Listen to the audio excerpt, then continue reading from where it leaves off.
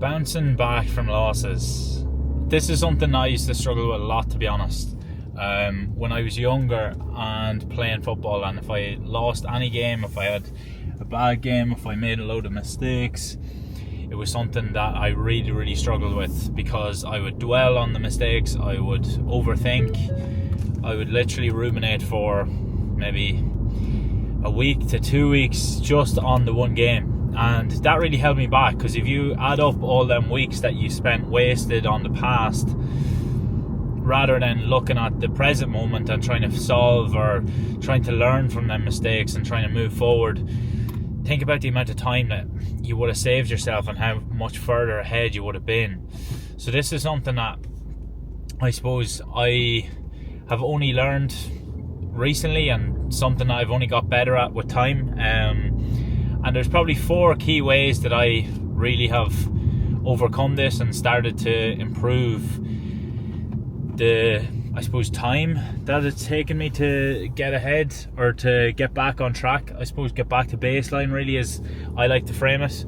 So if you can speed up the amount of time that it takes you to get back to baseline, ultimately you're gaining, or you're getting back time that you can ultimately make progress again and start getting back in the wagon. So the first thing that I do after, let's say, a loss or a failure, or whatever way you want to frame it, is getting distance. And with a lot of the clients that I work with, I talk about the whole zoom out theory. And this is essentially just whenever you take that perspective that you're in at the minute and just zoom out throughout the whole world, and realize that what you're after going through, what you're struggling with, is really not that fucking important.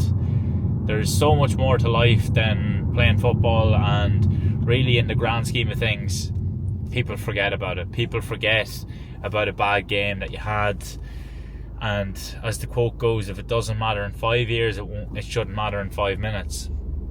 And that can be hard to get sometimes, but you know, what I like to just do is do a bit of breath work and just focus on that a lot, getting distance from the situation, zooming out from where I think, I suppose, is so important, and you're just consumed by this event. So other things that I can do to help me get distance and zoom out is things like walking, meeting friends, going for coffee, just getting out in nature in general really helps me to zoom out, because I think it puts everything into perspective, because you can see the whole sheer size of everything in nature, and it really helps me. The second thing then is a mind dump. So this is essentially just to, I suppose, really get all of your thoughts, get all of your worries down on paper.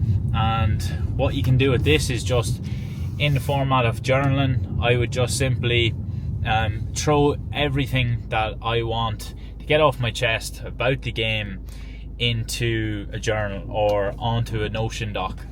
And this will really, really help you just to get all of that, I suppose, clarity back into your mind, because ultimately it can be hard to just think your way through these things, and you can't think your way through them. So you really need to focus on just getting all them thoughts down on paper and getting them out of your head and onto that. Between step 1 and step 2, getting distance, and then just getting all of your thoughts down on paper, that will really, really help you to get just move past this and move on from that setback and get back on track as soon as possible. The third thing then I would look at, and this has been a really, really important thing, is just literally planning how I can get over them. What can I learn from these mistakes? What can I learn from the setbacks that I'm after being faced with? So whether it was, your kick passing was off, whether it was your defending, whatever it was, what can I learn from them, and how can I suppose, or what are the key steps that I can take from that? Okay, so maybe my kick passing was off. What areas can I do, or what can I do on a weekly basis to help improve that? So identify what's the key action steps there that you need to put in place to help you improve on these areas, because it's all well and good, doing step 1, step 2, and getting the distance and getting all your worries down on paper. But if you don't have any key action steps, it just feels like it's going to go around in a washing machine and not actually get rid of the thoughts or start moving forward. So once you start planning the key action steps, what are those things that you need to start improving on a weekly basis? And the last and arguably most important step here is to plan when you're going to improve them. Because if you don't start, or if you don't put a plan in place of when you're going to actually put these action steps into place and start improving them. So let's say, for example, if it's your kick passing, then you're going to work on that 10 minutes before training. You're going to kick 100 balls, whatever it is. This will massively change everything, because now you have clarity, and whenever you have clarity, that creates confidence. Otherwise, these are all just speculative things that don't actually get put into action, and ultimately just you never learn until you actually put these actions in place and you've fully understood them and you've implemented them. Then you actually haven't learned from the situation.